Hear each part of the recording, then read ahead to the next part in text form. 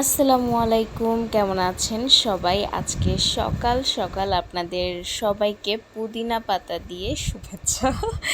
আসলে এটা বলার কারণ হলো সকালে এই গাছগুলো দেখে না মন ভালো হয়ে গেছে। একদম সবুজ সবুজ, সকালের রোদে একটা অন্যরকম সৌন্দর্য ছড়াচ্ছিল। আর এইখানে নিচে আম্মু সকালবেলা খাওয়ার জন্য ভর্তা বানাচ্ছে আজকে। তো এটা হলো কচু শাক প্লাস মানে পাঁচমিশালি শাক, ঠিক আছে? মানে আমাদের বাগানে যে যে শাকগুলো আছে, কচু পাতা, দেন হলো মানে আরও কিছু পাতা দিয়ে ডাঁটা শাকের পাতা, তারপরে ছেঞ্চি শাক আছে, সব কিছু মিক্স করে এটা বানানো। তো শাক ভর্তা মেনলি। আর এখানে হলো মুহি কচু, যেটাকে কাঠি কচু বা কে কী বলে আমি জানি না, বাট আমরা মুহি কচু বলি। তো সেই কচুটা হলো ভর্তা।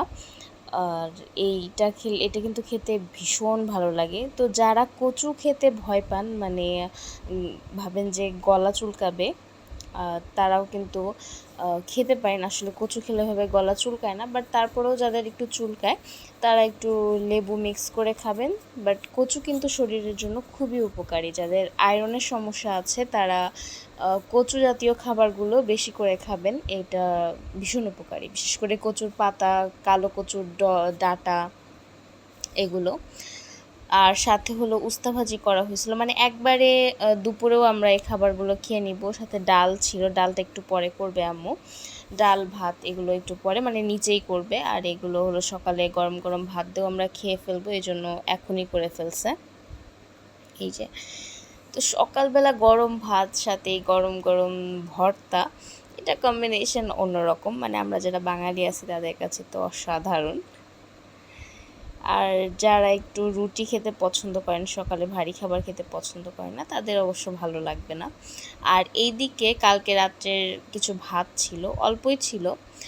তো এটা আম্মু একবারে একটা বড় বাটিতে মাখাচ্ছে। তো আম্মুকে বলা হয়েছে যে একটু মাখাই দাও আমাদেরকে, আমি আর সুভার বাবা আমরা দুজনে খাবো, সাথে আম্মুও খাবে। মানে আমরা অল্প অল্প করে প্লেটে নিয়ে এটা খাবো। আসলে অনেক দিন পান্তা ভাত খাওয়া হয় না। এই গরমের দিনে পান্তা খাওয়াটা কিন্তু খুবই উপকারী, শরীর ঠান্ডা থাকে। আর পান্তা ভাত মানে পান্তা ভাতেও কিন্তু অনেক গুণাগুণ আছে। তো এখানে এটা মাখাচ্ছে, সবসময় তো খাওয়া হয় না এই জিনিসটা। আসলে আমাদের বাঙালিদের মধ্যে এখন ট্রেডিশন হয়ে গেছে যে পহেলা বৈশাখে একমাত্র পান্তা ভাত খাইতে হবে। বাট আমার কাছে মনে হয় যে এটা মাঝে মাঝে খাওয়া যায়, বাট আমি বেশি খেতে পারি না।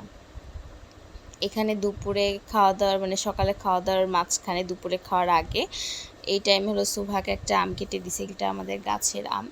আর ওকে আমি স্টিলের প্লেটেই দিছি, কারণ যেহেতু ছোট মানুষ, বাচ্চা মানুষ, ও নিয়ে অনেক সময় আছে প্লেট নিয়ে দৌড়াদৌড়িও করে, খাবার দাবার নিয়ে দেখা গেলো ভেঙে ফেললো। তো এই জন্য এই প্লেটটাতে ওকে দেওয়া। তো এখন আমি ওকে দিয়ে আসতেছি। ও এই আমগুলো এখন টুকটাক হাত দিয়ে খাওয়া শিখছে। তারপরেও খেতে চায় না, দেখা গেল 2-1 পিস ও মুখে নিবে খুব আগ্রহ করে, দেন তারপরে যেমনটা তেমনই রেখে দিবে, আমাকেই খাওয়াইতে হবে। তো ও যেই যতক্ষণ আগ্রহ নিয়ে নিজে খায় ততক্ষণ আমি চেষ্টা করি ও নিজেই খাক, যতক্ষণ আগ্রহ নিয়ে খাচ্ছে। তারপরে যখন খেতে চায় না তখন আমি খাওয়াই দিই।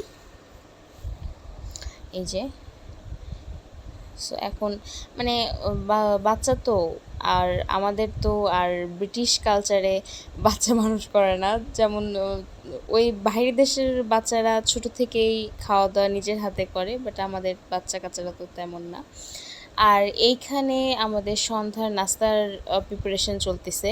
এর মধ্যে একটা শোক সংবাদ হলো, আমাদের কারেন্টের লাইন নেই। আর কারেন্টের লাইন নেই তাতে কি হয়েছে, মানে গ্যাসের লাইন তো কয়দিন আগেই শেষ হয়ে গেছে।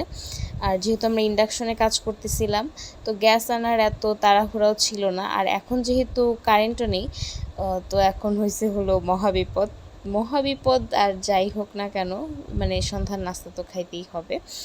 আর এতক্ষণ না আমি ফোনে, মানে টিভিতে একটু ভিডিও দেখতেছিলাম এই ব্রেড দিয়ে, মানে পাউরুটি দিয়ে বড়া বানানো।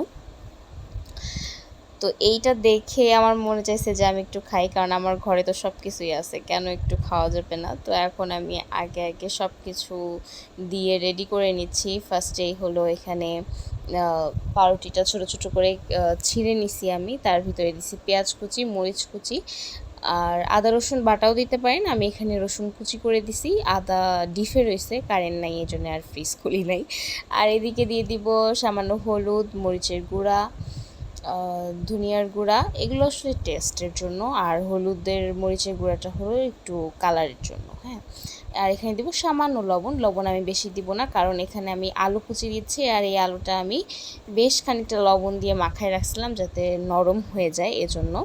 তো এটা কতটা নরম হয়ে গেছে, সফট হয়ে গেছে, এটা দেখেই বুঝতে পারতেছেন আপনারা। তো এটা আসলে আগে লবণ দিয়ে মাখায় রাখলে ভালো হয়, আলুটা মানে সেদ্ধ হয় দ্রুত, প্লাস এটা সফট হয়ে যায়, এটা টেস্টটাও ভালো হয়।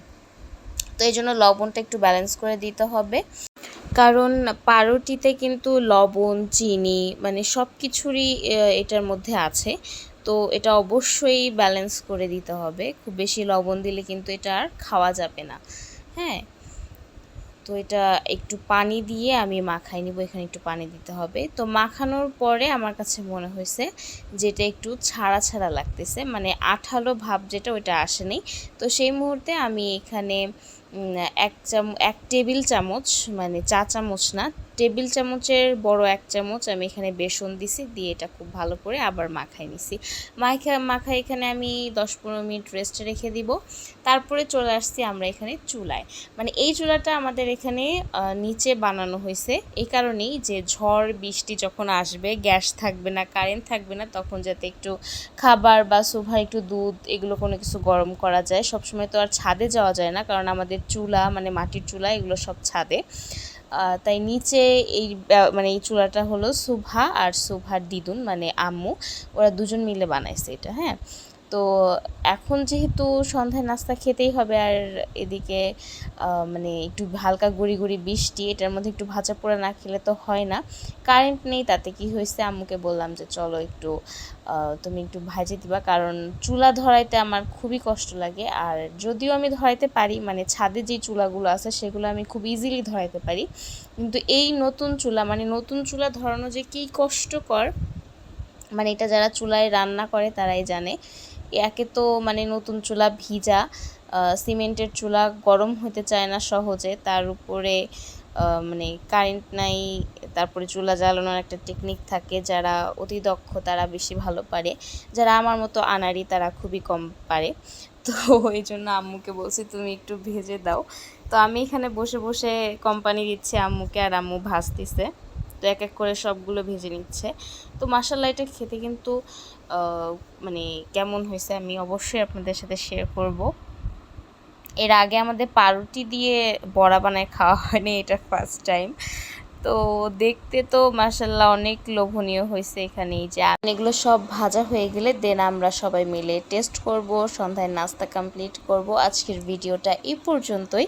ভিডিওটা কেমন লাগলো অবশ্যই আমাদেরকে কমেন্ট করে জানাবেন, ভালো লাগলে লাইক করবেন। আল্লাহ হাফেজ।